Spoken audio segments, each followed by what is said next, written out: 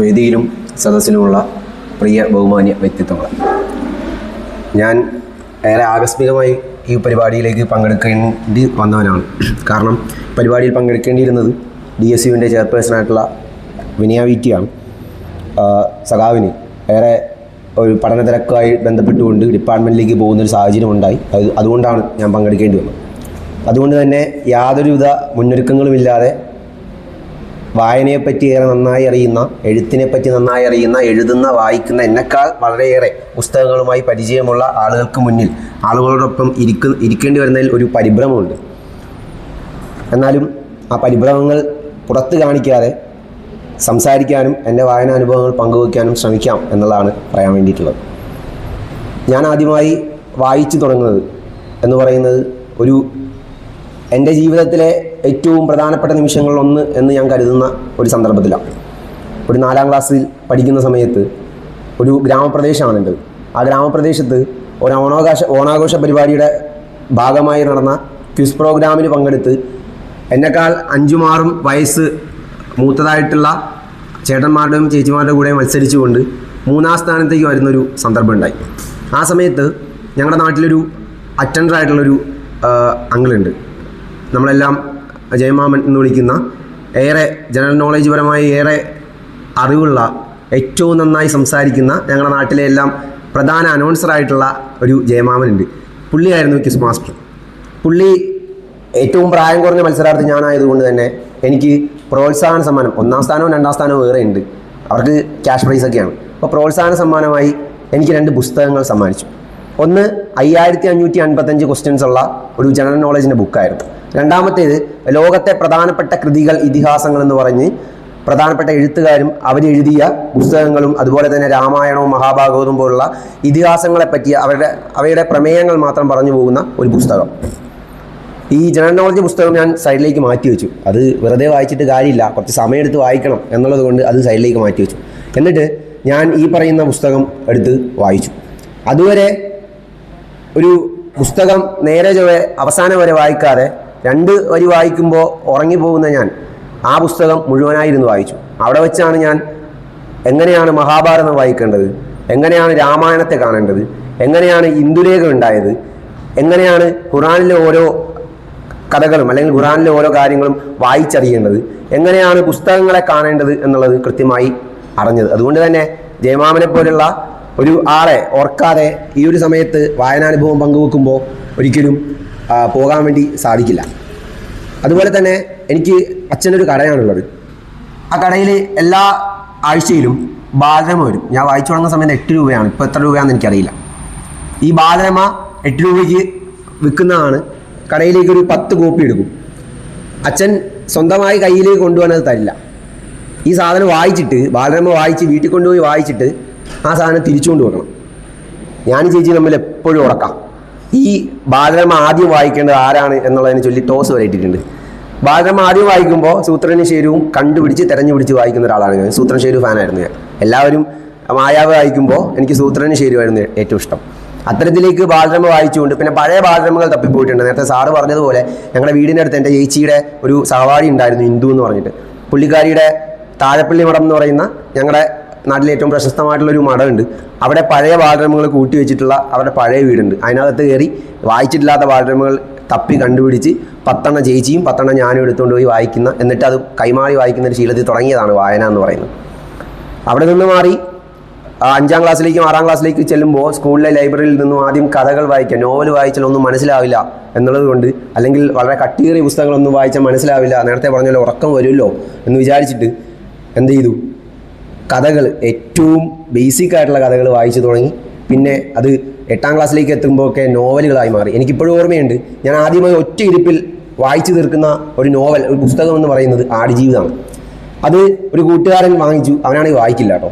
ഈ കൂട്ടുകാരൻ ആടുജീവിതം ഒരു ദിവസം ക്ലാസ്സിൽ കൊണ്ടുവന്നിട്ട് പറഞ്ഞു, ഇത് ഭയങ്കര കഥയാണ്, നോവലാണ് എന്നൊക്കെ. അവന് പുസ്തകത്തെ പറ്റി ഒരു അറിവില്ലെങ്കിൽ പോലും അവൻ്റെ ചേട്ടൻ എന്തോ അവിടെ വെച്ചിട്ട് പോയൊരു പുസ്തകമാണ്.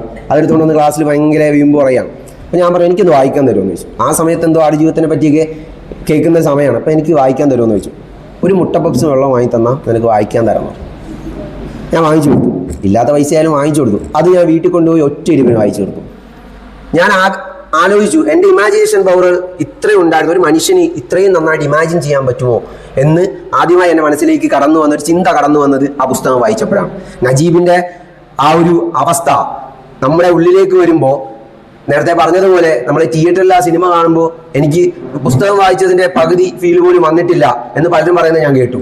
ശരിയാണ്. ആ പുസ്തകം വായിക്കുമ്പോൾ മരുഭൂമിയിൽ ആ രക്ഷപ്പെടുന്ന അവസ്ഥ, വെള്ളം കിട്ടാത്ത അവസ്ഥയാകുമ്പോൾ നമ്മുടെ തൊണ്ടയിൽ ഒരു പ്രശ്നം ഉണ്ടാകുന്നുണ്ടെങ്കിൽ, തൊണ്ടയിൽ വെള്ളം ഇറങ്ങാത്തൊരു അവസ്ഥ ഉണ്ടാകുന്നുണ്ട് എങ്കിൽ, തൊണ്ട വരളുന്നുണ്ടെങ്കിൽ, അത് നമ്മൾ ആ പുസ്തകം വായിച്ചതിൻ്റെ ഇമാജിനേഷൻ പവർ ഉണ്ടാകും. പണ്ടേതോ സിനിമയിൽ പറയുന്ന പോലെ ഒരു പെൺകുട്ടി ഒരു ഗ്രാമത്തിൽ കൂടി ഒരു വയലിൻ്റെ നടുക്കൂടി നടന്നു വരികയാണ്, എന്താണ് ഇപ്പോൾ ഇമാജിൻ ചെയ്യാൻ പറ്റുന്നത് എന്ന് ചോദിക്കുമ്പോൾ ആ പെൺകുട്ടിയുടെ വസ്ത്രം, ആ പെൺകുട്ടി മുടി തെറ്റിയിട്ടിരിക്കുന്ന രീതി, ആ പെൺകുട്ടിയുടെ കയ്യിൽ ഒരു പാൽപാത്രമുണ്ട്, ഇതെല്ലാം നമുക്ക് ഇമാജിൻ ചെയ്യാൻ പറ്റുന്നു എന്ന് ഒരു സിനിമയിൽ പറഞ്ഞിട്ടുണ്ട്, ഞാൻ കേട്ടിട്ടുണ്ട്. അതുപോലെ തന്നെയാണ് പുസ്തകം വായിക്കുമ്പോൾ നമുക്ക് ഇമാജിൻ ചെയ്യാൻ പറ്റുന്ന കുറേ കാര്യങ്ങളുണ്ട്. അതുപോലെ തന്നെയാണ് നജീബും ഖാദിരിയും അടക്കമുള്ള ആളുകൾ നമ്മുടെ മനസ്സിലേക്ക് കടന്നു വരുന്നത്. സിനിമയിലേക്ക് വരുമ്പോൾ അത് നമുക്ക് കുറച്ചും കൂടിയൊക്കെ ഒരു നമ്മൾ വായിച്ചതിൻ്റെ അത്ര എത്തിയില്ലല്ലോ, നമ്മൾ ഇമാജിൻ ചെയ്യുന്നതിന് അത്ര എത്തിയില്ലല്ലോ എന്ന് നമുക്ക് ഫീൽ ചെയ്യുന്നതിൻ്റെ കാരണം കൂടിയാണ് അത് എന്നുള്ളതാണ് ഞാൻ മനസ്സിലാക്കുന്നത്. അത് കഴിഞ്ഞപ്പോൾ ഞാൻ നേരത്തെ പറഞ്ഞതുപോലെ എൻ്റെ കടയുടെ തൊട്ടടുത്താണ് പോസ്റ്റ് ഓഫീസ് എന്ന് പറയുന്നത്. ഈ പോസ്റ്റ് ഓഫീസിൽ ആളുകൾക്ക് കൊടുക്കുക അല്ലെങ്കിൽ ആളുകൾ വാങ്ങിക്കാത്ത പല മാസികകളും വാരികളും ഉണ്ടാവും. കടയിൽ ഈ പേപ്പറിൽ കപ്പലിൻ്റെ പൊതിഞ്ഞു കൊടുക്കാനും മറ്റ് സാധനങ്ങൾ പൊതിഞ്ഞു കൊടുക്കാനും പോസ്റ്റ് ഓഫീസിൽ നിന്ന് ഈ സാധനം അച്ഛൻ പോയി എടുക്കും, പുസ്തകങ്ങൾ മാസികകളൊക്കെ എടുക്കും. അപ്പോൾ അതിനകത്ത് ചിന്ത പോലുള്ള അല്ലെങ്കിൽ യുവതാര പോലുള്ള അങ്ങനെ മാസികകൾ അത് വായിച്ചുകൊണ്ടാണ് ഒരു മനുഷ്യനുള്ളിലെ രാഷ്ട്രീയം എങ്ങനെ രൂപപ്പെടണം എന്നുള്ളത് കൃത്യമായി എന്നിലേക്ക് എത്തിയത് ഈ പറയുന്ന മാസികകളും വാരികകളുമാണ്. അവയിലെ ഏറ്റവും പ്രധാനപ്പെട്ട ലേഖനങ്ങൾ തിരഞ്ഞുപിടിച്ച് വായിക്കുവാനും അതുപോലെ തന്നെ സിനിമ, മറ്റു വാരികകളിലൊക്കെ സിനിമാ പങ്ക്തികൾ വായിക്കാൻ സിനിമ ഏറെ ഇഷ്ടപ്പെട്ടെന്ന് കാണുന്ന ഒരാളാണ്. അപ്പോൾ സിനിമയെ പറ്റി കൂടുതൽ അറിയാനും അങ്ങനെ വായിച്ചു തുടങ്ങിയൊരു സാധനം അല്ലെങ്കിൽ വായിച്ചു തുടങ്ങിയ അനുഭവം പിന്നീട് എത്തി നിൽക്കുന്നത് എന്തു വായിക്കണം, ഞാൻ എന്താണ് ഈ കാലഘട്ടത്തിൽ വായിക്കേണ്ടത് അല്ലെങ്കിൽ എന്താണ് ഈ കാലഘട്ടത്തിൽ വായിക്കപ്പെടേണ്ടത് എന്നുള്ള ചിന്തയിലാണ് എത്തിച്ചേർന്നത്. നമ്മൾ നേരത്തെ എബിൻചേട്ടൻ പറഞ്ഞതുപോലെ പൈങ്കിളി നോവലുകളും അതല്ലെങ്കിൽ പുതിയ കാലഘട്ടത്തിലെ മറ്റേ വർണ്ണക്കടലാസുകൾ മൂടിയ അസത്യങ്ങൾ വായിക്കുന്നതിന് പകരം ഈ സമൂഹത്തിന്റെ, ഈ നാടിന്റെ ഇന്നത്തെ അവസ്ഥയെപ്പറ്റി പറഞ്ഞു വെക്കുന്ന, ഇന്നത്തെ അവസ്ഥയുടെ രാഷ്ട്രീയത്തെ പറ്റി പറഞ്ഞു വെക്കുന്ന പുസ്തകങ്ങൾ ഏറെ എടുത്ത് വായിക്കണം എന്ന് ആഗ്രഹിക്കുന്ന ഒരാളാണ് ഞാൻ. അവസാനമായി വായിച്ച പുസ്തകം എന്ന് പറയുന്നത് പൊയിലോത്ത് ഡർബിയാണ്, ഹരികൃഷ്ണൻ തച്ചാറിന്റെ പൊയിലോത്ത് ഡർബി. ആ പൊയിലോത്ത് ഡർബിയിൽ എങ്ങനെയാണ് ഒരു അവസ്ഥ അല്ലെങ്കിൽ ഒരു നാടിന്റെ അവസ്ഥ, രാഷ്ട്രീയം എന്ന് പറയുന്ന ഒരു വിഷയത്തെ ആസ്പദമാക്കിക്കൊണ്ട് എങ്ങനെയാണ് ആ നാടിന്റെ അവസ്ഥ കൃത്യമായി നമ്മളിലേക്ക് എത്തുന്നുണ്ട്. ആ പുസ്തകം വായിക്കാനും ഒരു കാരണമുണ്ടായിട്ടുണ്ട്. ഇക്കഴിഞ്ഞ MG യൂണിവേഴ്സിറ്റി നാടകോത്സവത്തിൽ എറണാകുളത്ത് ഈ നാടകോത്സവത്തിന് പോകുന്ന സമയത്ത് മഹാരാജാസ് കോളേജിന്റെ 1ാം സ്ഥാനം കിട്ടിയ നാടകമായിരുന്നു കൊളോസിയം. വളരെയേറെ രംഗസംവിധാനങ്ങളോടുകൂടിയും മികച്ച അഭിനയത്തോടുകൂടിയും ആ ഒരു നാടകം, കൊളോസിയം എന്ന് പറയുന്ന നാടകം അവർ കളിച്ചു, ഫസ്റ്റ് പ്രൈസ് വാങ്ങി. ചിലരൊക്കെ കണ്ടിട്ടുണ്ടാവും. ആ നാടകം എങ്ങനെ ഉണ്ടായി എന്നുള്ളത് എനിക്ക് കൃത്യമായിട്ടുള്ളൊരു ഒരു ത്വര ഉണ്ടായി അത് അറിയാൻ വേണ്ടിയിട്ട്. അപ്പം ഞാൻ അവിടുത്തെ യൂണിയൻ്റെ ആളുകളുമായി ബന്ധപ്പെട്ടപ്പോൾ അവർ പറഞ്ഞത് ഈ കഥ എന്ന് പറയുന്നത് ഈ പറയുന്ന പൊയിലോത്ത് ഡർബിയുടെ ഒരു അവലംബമാണ്, നല്ല പുസ്തകമാണ്, പറ്റുമെങ്കിൽ ഒന്ന് വായിച്ചു നോക്കുക എന്ന് പറഞ്ഞു. അങ്ങനെയാണ് പൊയിലോത്ത് ഡർബി. അപ്പോഴും വായിക്കാൻ വേണ്ടിയിട്ട്, ആ പുസ്തകം വാങ്ങിക്കാൻ വേണ്ടിയിട്ടുള്ളൊരു ശ്രമമൊന്നും കാണിച്ചില്ല. ഒരു ഹോസ്റ്റലിൽ താമസിക്കുന്ന നമ്മുടെ തന്നെ യൂണിയൻ്റെ ജനറൽ സെക്രട്ടറി ആയിട്ടുള്ള അഭിഷേകിന് ഒരാൾ ബർത്ത്ഡേ ഗിഫ്റ്റായിട്ട് കൊടുത്ത പുസ്തകമായിട്ട് പൊയിലോത്ത് ഡർബി അവിടെ ഇരിക്കുന്നുണ്ട്, അങ്ങനെ എടുത്ത് വായിച്ചാൽ. അപ്പോൾ ആ പൊയിലോത്ത് ഡർബി കൂടുതൽ വായിക്കാൻ തോന്നി. അപ്പോൾ വായിച്ചു വന്നപ്പോൾ ട്രാൻസിസ്റ്റർ സതീശനും അപ്പുമാഷും പോലുള്ള ആളുകൾ വളരെ വലിയ രീതിയിലേക്ക് എൻ്റെ ഉള്ളിലേക്ക് കയറിപ്പോയതായും അതിൽ AKGയുടെ കഥാപാത്രമൊക്കെ വരുന്നുണ്ട്. ആ രീതിയിലേക്ക് ഒരു നാടിനെ എങ്ങനെയാണ് മാറ്റപ്പെട്ടത്, അവിടുത്തെ രാഷ്ട്രീയം എങ്ങനെയാണ് മാറ്റിയത്, നാടിൻ്റെ അവസ്ഥയും നാട്ടിലെ അടിച്ചമർത്തപ്പെട്ട ജനതയുടെ അവസ്ഥ എങ്ങനെയാണ് മാറ്റപ്പെട്ടത് എന്ന് കൃത്യമായി അതിൽ പറയുമ്പോൾ അതൊരു വളരെയേറെ ലഘുവായി പറഞ്ഞു വെച്ചു എന്ന് എനിക്കേറെ തോന്നി. അത്തരത്തിലേക്കുള്ള കൃതികൾ, അത്തരത്തിലേക്കുള്ള നോവലുകൾ, അത്തരത്തിലേക്കുള്ള രചനകൾ ഉണ്ടാവണം, ആ രചനകൾ വായിക്കപ്പെടാൻ എനിക്ക് സാധിക്കണം എന്നുള്ള ആഗ്രഹം എനിക്കുണ്ട്. അതുപോലെ തന്നെ ഞാൻ അടുത്തിടെ വായിച്ചാണ് മഞ്ഞവേൽ മരണങ്ങൾ, ബെന്യാമിൻ്റെ. എപ്പോഴും എനിക്ക് ബെന്യാമിൻ എന്ന് പറയുന്ന എഴുത്തുകാരനോട് ഏറെ അസൂയ തോന്നിയിട്ടുള്ളത് അദ്ദേഹത്തിൻ്റെ ആഖ്യാന രീതി എന്നെ ഏറെ സ്വാധീനിച്ചിട്ടുള്ളതാണ്. ഏതൊരു സാധാരണക്കാരനും മനസ്സിലാകുന്ന ഒരു ആഖ്യാന രീതിയിലൂടെ പറഞ്ഞു വെക്കേണ്ട കാര്യങ്ങൾ കൃത്യമായും ശക്തിയായും പറഞ്ഞു വെക്കുന്ന ബെന്യാമിൻ്റെ ആ രീതി, ആ ഒരു കഴിവ് അല്ലെങ്കിൽ ആ എഴുത്തിൻ്റെ ശക്തിയെ ഏറെ ബഹുമാനിക്കുന്ന ഒരാൾ കൂടിയാണ്. അത്തരത്തിലേക്ക് പുസ്തകങ്ങളെ ഞാൻ നേരത്തെ പറഞ്ഞു, ഈ പറയുന്ന പുസ്തകങ്ങളുമായി വളരെയേറെ ബന്ധമൊന്നുള്ള ഒരാളല്ല. എനിക്ക് തോന്നുന്നു എന്നെക്കാളേറെ വായിക്കുന്ന കൂട്ടുകാർ, എന്നെക്കാളേറെ വായിക്കുന്ന സഹപാഠികൾ എനിക്ക് മുന്നിലുണ്ട്. അപ്പോൾ അവരുടെ മുന്നിലേക്ക് ഇങ്ങനെ പറയുമ്പോൾ എനിക്ക് അവരെക്കാളേറെ ഒന്നും വായിക്കാൻ പറ്റിയിട്ടില്ലല്ലോ എന്നുള്ളൊരു ഒരു ബോധം കൂടി ഉണ്ട്. പക്ഷേ എങ്കിൽ കൂടി എൻ്റെ അനുഭവങ്ങൾ പങ്കുവെക്കാൻ പറയുന്നതാണ്.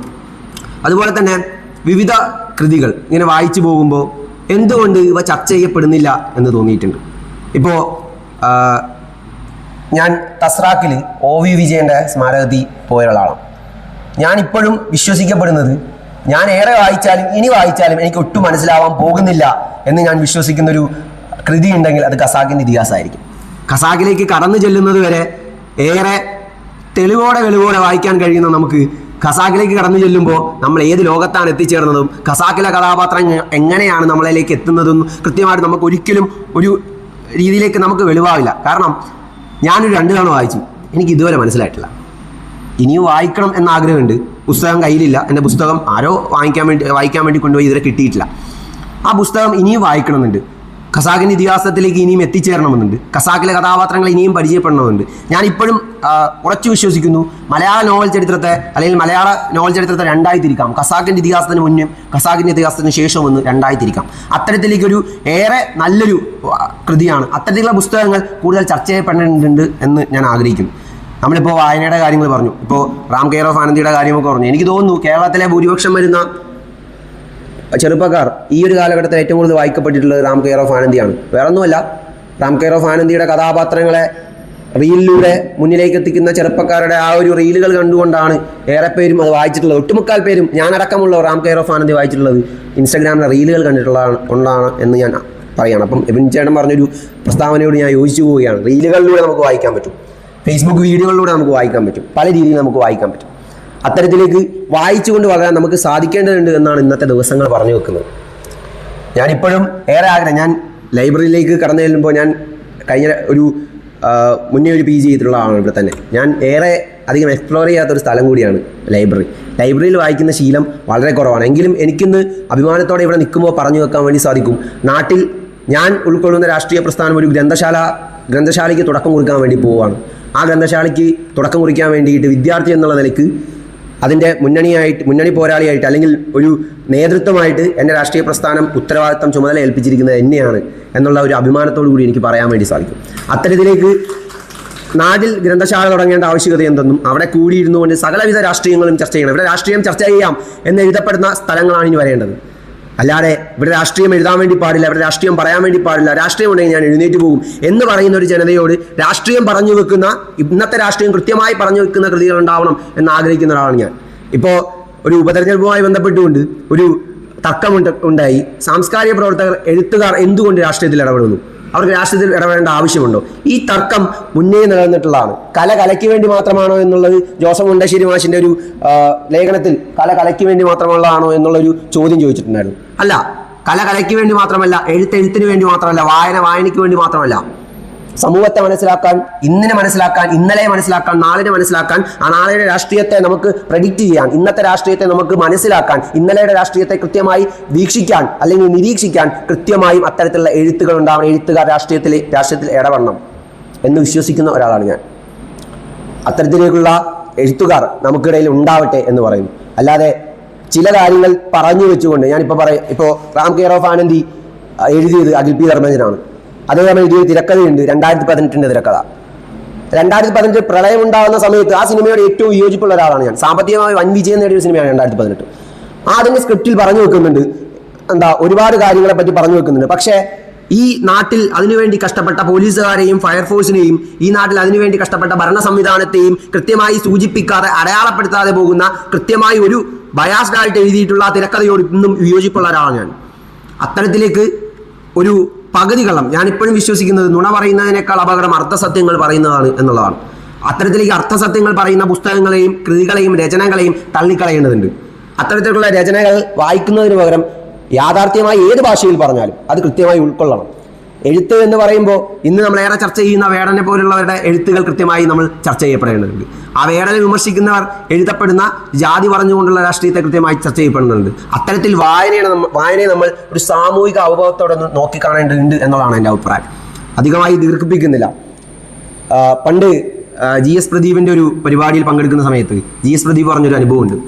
അദ്ദേഹം ഒരു സ്കൂളിൽ ഒരു ഗാന്ധി ജയന്തിയുമായി ബന്ധപ്പെട്ടുകൊണ്ട് ഒരു പരിപാടിക്ക് പോവാണ്.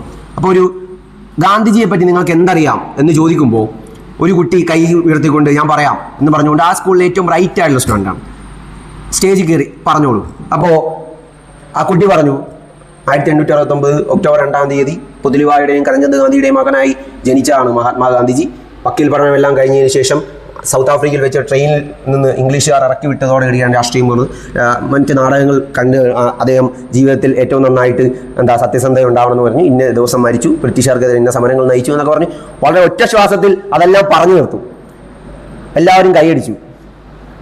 എന്നിട്ട് GS പ്രദീപ് പറഞ്ഞു, എനിക്ക് ഗാന്ധിജിയെ പറ്റി ഇതെല്ലാം ഞാൻ ബുക്കിൽ വായിച്ചിട്ടുണ്ട്, എനിക്കിതല്ല അറിയേണ്ടത്. എന്താണ് നിങ്ങൾ മോഹൻദാസ് കരംചന്ദ് ഗാന്ധി എന്ന് പറയുന്ന മഹാത്മാഗാന്ധി എന്ന് നമ്മൾ വിളിക്കുന്ന ആളിനെ പറ്റി നിങ്ങൾക്ക് വേറെന്തെല്ലാം അറിയാം? അപ്പോൾ ഏറെ ഒരു മടിച്ചു നിന്നൊരു സ്റ്റുഡൻറ്റ് കയറി നിന്ന് പറഞ്ഞു, ഞാൻ മനസ്സിലാക്കിയത് പാവപ്പെട്ടവനായി കണ്ടുകൊണ്ട് ദേശീയ സമരത്തിലേക്ക് ആ പാവപ്പെട്ടവനെ കൂടി കൊണ്ടുവരാൻ വേണ്ടി ശ്രമിച്ച മനുഷ്യന്റെ പേരാണ് മഹാത്മാഗാന്ധിജി എന്നുള്ളതാണ് അദ്ദേഹം പറഞ്ഞത്. മഹാത്മാഗാന്ധി ഇന്റർനാഷണൽ കോൺഗ്രസിന്റെ ഭാഗത്തേക്ക് എത്തുമ്പോൾ എങ്ങനെയാണ് ആ സമയത്ത് അവിടുത്തെ ആ ഇന്റർനാഷണൽ കോൺഗ്രസിന്റെ നേതൃത്വം എന്ന് പറയുന്നത് അവിടുത്തെ ഏറ്റവും വലിയ വരേണ്യവർഗമായിരുന്നു എന്നെല്ലാം നമ്മൾ ചരിത്രത്തിൽ പഠിച്ചിട്ടുണ്ട്. അവിടേക്ക് പാവപ്പെട്ടവരെ എങ്ങനെ എത്തിച്ചു, പാവപ്പെട്ടവനെ പറ്റി സ്വാതന്ത്ര്യം, അവൻ എന്തിനാണ് സ്വാതന്ത്ര്യം എന്ന് കൃത്യമായി ബോധ്യപ്പെടുത്തി ഇന്റർനാഷണൽ കോൺഗ്രസിലേക്ക് അവൻ അടുപ്പിച്ച, അല്ലെങ്കിൽ സ്വാതന്ത്ര്യ സമര പ്രസ്ഥാനത്തിലേക്ക് അവൻ അടുപ്പിച്ച ആളിന്റെ പേരാണ് മഹാത്മാഗാന്ധിജി എന്നാണ് അവൻ പറഞ്ഞത്. അത്തരത്തിലേക്ക് കൃത്യമായി വായനയെ വേറെ രീതിയിൽ പല രീതിയിൽ കാണുന്ന വീക്ഷിക്കുന്ന ആളുകളുണ്ട്. കൃത്യമായ ഒരു അറിവിന് വേണ്ടി മാത്രം അല്ലെങ്കിൽ എക്സാമുകൾക്ക് വേണ്ടി മാത്രം പുസ്തകങ്ങൾ പഠിക്കുന്ന അല്ലെങ്കിൽ നമ്മൾ ക്ലാസ്സിൽ പഠിക്കുന്ന കാര്യങ്ങളെ കൈകാര്യം ചെയ്യുന്നവർക്കപ്പുറം അതിനകത്തെന്താണ് അക്ഷരങ്ങൾക്കുള്ളിൽ ചെന്നുകൊണ്ട് ആ പറയുന്ന ആശയങ്ങൾക്കുള്ളിൽ ചെന്നുകൊണ്ട് നമുക്ക് എന്താണ് മനസ്സിലാക്കിയെന്നുള്ള ആശയ വിശകലനം നടത്താൻ നമുക്ക് സാധിക്കേണ്ടതുണ്ട്. ഞങ്ങൾ ഈ പറയുന്ന ഞങ്ങളുടെ യൂണിയന്റെ ആർട്സ് ക്ലബ് ഇനാഗ്രേഷനും ആർട്സിനും നമ്മൾ ഇട്ട പേര് എന്ന് പറയുന്നത് സഫ്ദർ എന്നായിരുന്നു. സഫ്ദർ ഹാഷ്മിയുടെ പേരിനോട് സാദൃശ്യമുള്ള സഫ്ദർ എന്ന് പറയുന്ന പേര് തന്നെയാണ്. അത് കൃത്യമായും യൂണിയൻ പറഞ്ഞു വെച്ച രാഷ്ട്രീയമായിരുന്നു. കാരണം നാടകം കളിക്കുന്നതിനിടയിൽ ആർക്കെതിരെയാണോ നാടകം കളിച്ചത് അവർ കൊന്നൊടുക്കിയ ഒരു കലാകാരന്റെ പേരാണ് സഫ്ദർ ഹാഷ്മി. സഫ്ദർ ഹാഷ്മിയുടെ ആ ഒരു ലൈഫിൽ ഇൻസ്പയർ ആയിട്ടാണ് അൻപേഷിമം എന്ന് പറയുന്ന സിനിമ കമലഹാസൻ ഒരുക്കിയിട്ടുള്ളത്. ആ സിനിമ കണ്ടാൽ നമുക്ക് കുറച്ചൊക്കെ മനസ്സിലാവും, കുറേയൊക്കെ മനസ്സിലാവില്ല, കുറച്ചൊക്കെ മനസ്സിലാവും. അത്തരത്തിലേക്ക് കല രാഷ്ട്രീയത്തിന് വേണ്ടി ഉപയോഗിച്ച, പാവപ്പെട്ടവന്റെ അവകാശത്തിന് വേണ്ടി ഉപയോഗിച്ച സഫ്ദർ ഹാഷ്മിയെ പോലുള്ളവരെ ഓർക്കുന്നവരാവണം വിദ്യാർത്ഥികൾ എന്നുള്ളതാണ് എൻ്റെ അഭിപ്രായം. നരേന്ദ്ര ദബോൾക്കറിനെ പോലുള്ള MM കൽബുറിയെ പോലുള്ളവരെ കൊന്നൊടുക്കിയ ഒരു തീവ്രവാദികളുള്ള നാട്ടിൽ അത്തരത്തിലേക്കുള്ള വർഗീയവാദത്തെ നമ്മൾ എങ്ങനെ തള്ളിക്കളയണം എന്ന് കൃത്യമായി പറഞ്ഞു വെക്കപ്പെടേണ്ട പുസ്തകങ്ങൾ, വായനകൾ നമുക്കുണ്ടാവണം.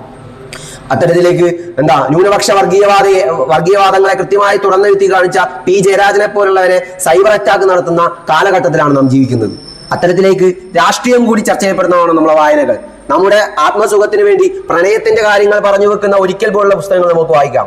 അതുപോലെ തന്നെ രാഷ്ട്രീയം പറഞ്ഞു വെക്കുന്ന പൊയിലോത്ത് ഡബ്ബിയെ പോലുള്ള പുസ്തകങ്ങൾ നമുക്ക് വായിക്കാം. ആ രീതിയിലേക്ക് വായനകൾ എല്ലാ തലത്തിലേക്ക് എത്തണം. ഞാൻ നേരത്തെ മാറ്റിവെച്ചു എന്ന് പറയുന്ന 5585 ചോദ്യങ്ങളുള്ള ജനറൽ നോളജിന്റെ പുസ്തകമുണ്ട്. ആ പുസ്തകവും ഞാൻ വായിച്ചതാണ്. ഞാൻ പലവിധമായിട്ടുള്ള ക്വിസ് പ്രോഗ്രാമുകൾ പങ്കെടുത്തുകൊണ്ട് വിജയിക്കുന്ന ഘട്ടം വരുമ്പോഴും ഞാൻ ആ പുസ്തകം കയ്യിൽ പിടിച്ചിട്ടുണ്ടായിരുന്നു. ആ പുസ്തകങ്ങൾ കൃത്യമായിട്ടും ഞാൻ വായിച്ചിട്ടുണ്ടായിരുന്നു. അത്തരത്തിലേക്ക് എല്ലാ മേഖലകളിലും നമ്മുടെ വായന എത്തണം. വിമർശനാത്മകമായി നമ്മുടെ വായനകൾ ഉൾക്കൊള്ളണം. ഒരു അവിശ്വാസിയായിട്ടുള്ള ഞാൻ മഹാഭാരതത്തിലെ കഥകൾ കൃത്യമായി എൻ്റെ അമ്മയ്ക്ക് പറഞ്ഞു കൊടുക്കുന്നുണ്ടെങ്കിൽ, എൻ്റെ അമ്മയ്ക്ക് അറിയുന്നതിനേക്കാൾ മഹാഭാരതത്തിലെ കഥകൾ എനിക്കറിയുന്നുണ്ടെങ്കിൽ, രാമായണത്തിന്റെ കഥകൾ എനിക്കറിയുന്നുണ്ടെങ്കിൽ, അത് ഞാൻ പുസ്തകങ്ങളെ അല്ലെങ്കിൽ കഥകളെ അതിൽ ആശയങ്ങളായി കാണുന്നത് കൊണ്ടാണ് എന്ന് വിശ്വസിക്കുന്ന ഒരാളാണ് ഞാൻ. കൂടുതലായി പറയുന്നില്ല, ഞാനൊരു കഥ കൂടി പറഞ്ഞുകൊണ്ട് നിർത്താം. യൂറോപ്പിലാണ് നമ്മുടെ ഈ കഥ നടക്കുന്നത്.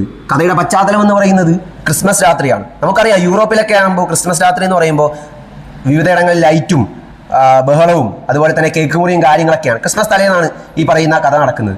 പക്ഷേ ആ യൂറോപ്പിലെ തെരുവീതിയിൽ എല്ലായിടത്തും ലൈറ്റും ബഹളവും ബന്ധുക്കളും എല്ലാമാണ്. പക്ഷേ ഒരു വീട്ടിൽ മാത്രം ഇരുട്ടാണ്. ആ ഇരുട്ടിൽ നമുക്ക് കേൾക്കാൻ സാധിക്കുന്നത് വിശന്ന് കരയുന്ന ഒരു കുഞ്ഞിൻ്റെ കരച്ചിൽ മാത്രമാണ്. വിശന്ന് ഒരു കുഞ്ഞ് കരയാണ്. ആ കുഞ്ഞിൻ്റെ അമ്മ കുഞ്ഞിനെ ഉറക്കാൻ വേണ്ടി ശ്രമിക്കുന്നുണ്ട്. പക്ഷേ കുഞ്ഞിന് ആഹാരം കൊടുക്കാനോ അല്ലെങ്കിൽ അതിൻ്റെ അമ്മയ്ക്ക് അതിനെ കരച്ചു നിർത്താനോ സാധിക്കുന്നില്ല. കാരണം ആ കുഞ്ഞിൻ്റെ അച്ഛൻ മദ്യപിച്ചു കൊണ്ടുവന്ന് പ്രശ്നമുണ്ടാക്കുന്ന ഒരാളാണ്, കുടുംബത്തെ നോക്കാൻ കഴിയാത്ത ഒരാളാണ്. അങ്ങനെ ഏറെ സഹികെട്ടുകൊണ്ട് ആ അമ്മ രാത്രി ട്രെയിൻ കയറിക്കൊണ്ട് യൂറോപ്പിലെ മറ്റൊരു നഗരത്തിലേക്ക് ചെല്ലുകയാണ്. അവിടെ ഏറെ ബുദ്ധിമുട്ടിക്കൊണ്ട് ഒരു വീട്ടിലെ ജോലിക്കാരിയായി കയറുകയാണ്. പക്ഷെ എങ്കിൽ പോലും അത് തൻ്റെ മകന് ആഹാരം വാങ്ങിച്ചു കൊടുക്കാൻ അല്ലെങ്കിൽ തൻ്റെ കുഞ്ഞിന് ആഹാരം വാങ്ങിച്ചു കൊടുക്കാൻ തികയുന്നില്ല അമ്മയ്ക്ക്. അമ്മ എന്ത് ചെയ്യുമെന്നിങ്ങനെ ആലോചിച്ച് നിൽക്കുമ്പോൾ ഒരു പരസ്യം കാണുകയാണ് ഒരു മാസികയിൽ. കുട്ടികൾക്ക് വേണ്ടിയുള്ള കൃതികൾ ക്ഷണിക്കപ്പെടുന്നു. അതിലൊരു റെമ്യൂണറേഷൻ ഉണ്ടായിരുന്നു. അപ്പോൾ പണ്ടെപ്പോഴോ സ്കൂളിൽ പഠിച്ചപ്പോൾ താൻ എഴുതിയ അല്ലെങ്കിൽ താൻ മറന്നുപോയ ആ എഴുത്ത് വീണ്ടും തുടങ്ങിയാലോ എന്ന് അമ്മ ആലോചിക്കുകയാണ്. അങ്ങനെ എഴുതി ഈ പറയുന്ന പ്രസാധകൻ അയച്ചു കൊടുക്കുകയാണ്. ആദ്യം ആ പ്രസാധനം വായിച്ചു, അതുപോലെ തന്നെ ചുരുട്ടിക്കൂട്ടി അവിടെ കളഞ്ഞു, ചവിട്ടുകൂട്ടിയെ കളഞ്ഞു. രണ്ടാമത്തെ ആഴ്ചയും എഴുതി, അതും വീണ്ടും ചവിട്ടുകൂട്ടിയെ കളഞ്ഞു. മൂന്നാമത്തെ ആഴ്ചയും എഴുതി, ചവിട്ടുകൂട്ടിയെ കളഞ്ഞു. പക്ഷേ ഒരാഴ്ച കൂടുന്തോറും ആ എഴുത്തിൻ്റെ ശക്തി കൂടി വന്നു. ഒരു ദിവസം ഈ പറയുന്ന പ്രസാധകൻ്റെ മകള് കണക്ക് കൂട്ടാൻ വേണ്ടിയിട്ട് ഈ ചവിട്ടുകുട്ടിയിൽ നിന്നും ഒരു പേപ്പർ എടുക്കുമ്പോൾ ആ പേപ്പർ എന്ന് പറയുന്നത് ഈ അമ്മ എഴുതിയ കഥയാണ്. ആ കുട്ടി അത് വായിച്ചു നോക്കുകയാണ്. കുട്ടിക്ക് ഏറെ ഇഷ്ടപ്പെട്ടു. ഏറെ ഫാൻറ്റസികളുള്ള ഒരു കഥയാണത്. അവൾ അച്ഛൻ്റെ അടുത്ത് കൊണ്ടു വന്നിട്ട് പറഞ്ഞു, അച്ഛാ ഇത് ഏറെ നല്ലൊരു കഥയാണ്, ഈ കഥ എന്തായാലും നമ്മുടെ വാരികയിൽ അച്ചടിച്ച് വരണം. കുട്ടികൾക്ക് ഏറെ ഇഷ്ടപ്പെട്ടു, എനിക്ക് ഏറെ ഇഷ്ടപ്പെട്ടു, ഏറെ ഫാൻറ്റസികളുള്ള ഒരു കഥയാണ്, ഇത് ആരാണ് എഴുതിയത്, എനിക്ക് ആ എഴുതിയ ആളിനെ ഒന്ന് കാണണം. അങ്ങനെ പ്രസാധകൻ കത്തെഴുതുകയാണ് ഈ എഴുതിയ ആൾക്ക്. ഇനിയും എഴുതണം, എഴുതിയത് അയച്ചു തരണം. അങ്ങനെ ആഴ്ചകൾ എഴുതി അയച്ചു തരികയാണ്. തൻ്റെ കുഞ്ഞിൻ്റെ ആഹാരത്തിന് വേണ്ടിയിട്ട് അമ്മ തുടങ്ങിയ എഴുത്ത് പിന്നീട് ലോകത്തിലെ കുട്ടികളെല്ലാം ഏറ്റെടുത്തു. ആ പറയുന്ന വാരികയുടെ സർക്കുലേഷൻ കൂടി. ആ രീതിയിലേക്ക് പിന്നീട് ആ ലോകം ആ അമ്മയെ അറിയാൻ തുടങ്ങി. അമ്മ പിന്നീട് ആ കഥകളെല്ലാം ചേർത്തുകൊണ്ട് ഒരു പുസ്തകം എഴുതി. ആ പുസ്തകം ലോകം ശ്രദ്ധിക്കപ്പെട്ടു. ആ പുസ്തകം പിന്നീട് സിനിമയായി മാറി. ഞാൻ ആരെപ്പറ്റി പറയുന്നു എന്നുള്ളത് കൃത്യമായി നിങ്ങൾക്ക് കുറച്ചു പേർക്കെങ്കിലും മനസ്സിലായിട്ടുണ്ടാവും. ഹാരി പോട്ടർ എന്ന് പറയുന്ന മഹത്തായ കൃതി എഴുതിയ JK റൗളിങ്ങിനെ കുറിച്ചാണ് പറഞ്ഞു വരുന്നത്. അതാണ് എഴുത്തിൻ്റെ ശക്തി, അതാണ് വായനയുടെ ശക്തി. എൻ്റെ അച്ഛൻ 10ാം ക്ലാസ് വരെ പഠിച്ചിട്ടുള്ള ഒരാളാണ്. ആ അച്ഛൻ എന്നെ രാഷ്ട്രീയ പ്രത്യയശാസ്ത്രങ്ങൾ പറഞ്ഞു തരുന്നുണ്ടെങ്കിൽ അത് അച്ഛൻ ആ ഒരു കാലഘട്ടത്തിൽ വായിച്ച് പഠിച്ച രാഷ്ട്രീയത്തെ പറ്റിയാണ്. ആ രീതിയിലേക്ക് വിദ്യാഭ്യാസമോ അല്ലെങ്കിൽ മറ്റൊരു ഘടകമോ വായനയ്ക്കൊരു പ്രതിസന്ധിയല്ല, വായിച്ചു വളരുക എന്നുള്ളതാണ് ഇപ്പോഴും പറയാൻ വേണ്ടിയിട്ടുള്ളത്. എന്നെ ശ്രവിച്ചുകൊണ്ടിരിക്കുന്ന എല്ലാവർക്കും ഒരിക്കൽ കൂടി നന്ദി, നമസ്കാരം നേർന്നുകൊണ്ട് എല്ലാവർക്കും വായനാദിനാശംസകൾ നേരുന്നു.